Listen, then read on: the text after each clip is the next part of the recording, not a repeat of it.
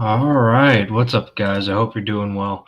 Wanted to go over some of the consumer spending data that was provided in the monetary policy report that was published this past February.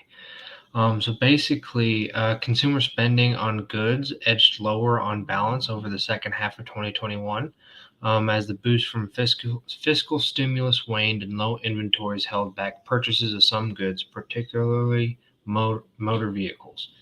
Even so, goods spending remains quite elevated relative to its pre-pandemic trend. The further reopening of the economy boosted spending on services in the second half, albeit at a less rapid pace in the spring.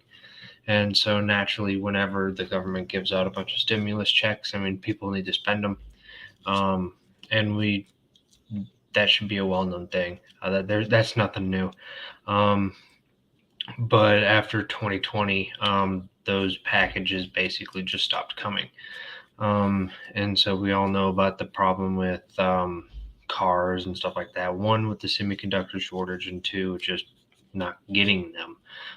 New cars just weren't being produced, and so the price of used cars went through the roof, and a lot of other stuff. Um, so basically, and I believe this was mentioned also earlier in the policy report about how there was such a massive difference between spending on goods and spending on services. Um, Obviously, especially during 2020, when most of those services were basically just shut down. Um, Restaurants weren't open, you couldn't get a haircut, stuff like that. Um, so obviously, and you can see that here with, see how much on this black line right here is the services graph, right? And how it just tanked even more so than the goods one did, which went from, we'll say, 4.5% to maybe 4. I'm sorry, not percent, trillions of chained 2012 dollars. Why? Um, I don't know why they're pricing it in 2012 dollars. If that's what that means. That whatever. As long as they're priced in the same dollars, I mean, like you're talking about the same thing. Um, Anyways, but services went from 8.5 down to below 7, so that's almost it's 3 times the drop, right, in the same time frame. Because I mean, even though you couldn't get a haircut or go to restaurants and stuff like that. I mean, you still need to eat and stuff, and so people bought goods instead. Um, Obviously. And so real consumer spending has been supported by further gains in household income and wealth, but that support was curbed by the marked rise in prices over the past year, especially for households that have not benefited from higher asset prices. So, surprise, surprise, whenever you have stuff like this happen with especially inflation and everything else, it's going to disproportionately hurt the middle class and the lower classes. The people who don't make as much money are going to get hurt more, especially because even with gas and just food, because those are your big things, are food and energy, right? I mean, food and energy are a much larger portion of the income of a lower income family or individual than they are for someone who has a lot of wealth. If you make 50K a year, um, what you spend on food and energy is going to be a lot larger relative to your income than someone who makes, I don't know, $1 million a year or whatever. Um, that's not really the point. Um, I'm sorry, that is the point. But and then it kind of shows up here with this part. But after factoring in higher prices, real disposable incomes edged lower over the year. Big surprise. That's where inflation hurts. And here we see with the personal savings rate too. In 2020, when everything started happening, you get that massive spike. Just kind of spikes in again the end of 2020. probably with another wave, and then kind of tapers down to where now it seems like it's almost how it was before the pandemic and everything happened. So I don't have much to say about this one. And then there's the wealth to income ratio, which we see has been increasing relatively. You see kind of an upward trend. But what really interests me in this one is, so this is the ratio of household net worth to disposable personal income.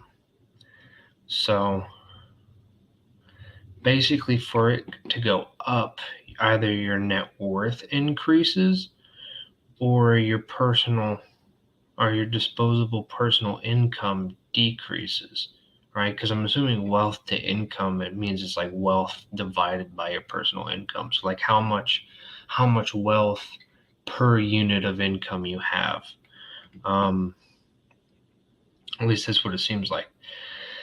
So we know asset prices have been increasing a whole bunch, specifically with like housing and stuff, real estate, which typically is where a lot of people, especially your lower middle class and mostly upper class too, will have a lot of wealth tied in real estate because that's one of the most well-known and best ways to create and keep wealth, at least that I can think of or that I've heard of.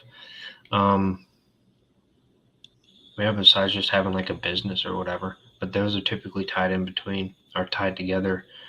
So what interests me is it seems like it's starting to taper off. So we'll see what happens in the next few years and whether or not this rolls over, which would be interesting. And then you have consumer sentiment, another interesting thing to look at.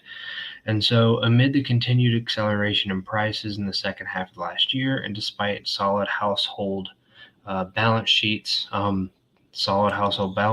talking about the housing and everything else, reflecting in like the wealth to income ratio, because we're talking about net worth, and net worth is on your balance sheet, not your like your income statement, whenever you do a financial statement.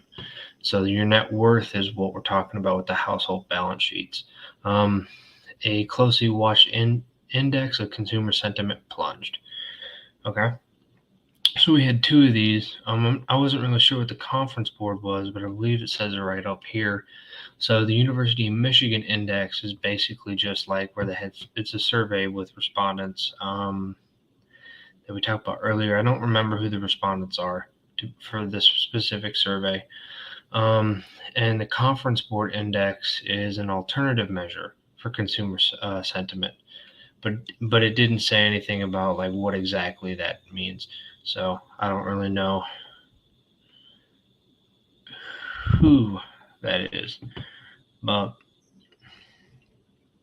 whoever they're surveying. So let's see. It's a monthly graph.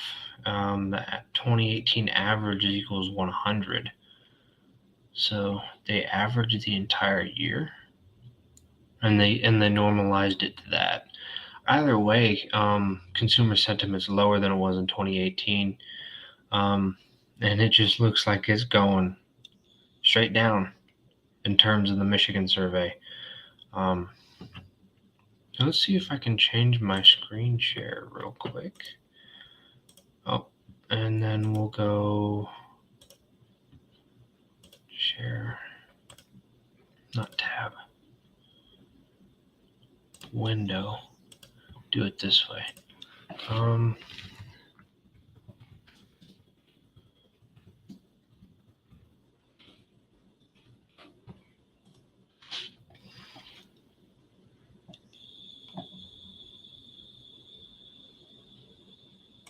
guess this one. I just kind of want to see like who are they surveying? Like, are these college students? Are these actual consumers? Is it just run by the University of Michigan? I don't know if that's really what's going to tell me. This is just a home.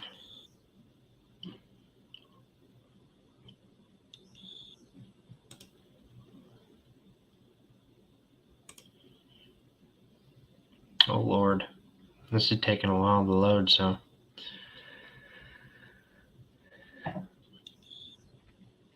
Just top pages. Anyways, my guess would be just consumers, similar to the CPI or something. The CPI is more. The CPI, they talk to, what is it? It's like 75 different urban cities and like businesses and stuff like that within those cities. So I don't know. Didn't find it, but we'll figure it out. I believe I stopped the share. That's all I had for this section. I want to try to keep these a lot shorter so you don't have like 30-minute videos to trudge through, because I know probably just aren't going to watch it. So here's the first one, or not the first one, but for real consumer spending and growth. You can look up this stuff for yourself. This is all on the just on the Fed's website. Literally just type in like federalreserve.gov and then it's like monetary policy, I think. And it's policy reports, monetary policy report right here. And then it'll bring you to the summary page, and then you just hit part 1. So yeah, that's all I got for this video. So hope you guys have a good night.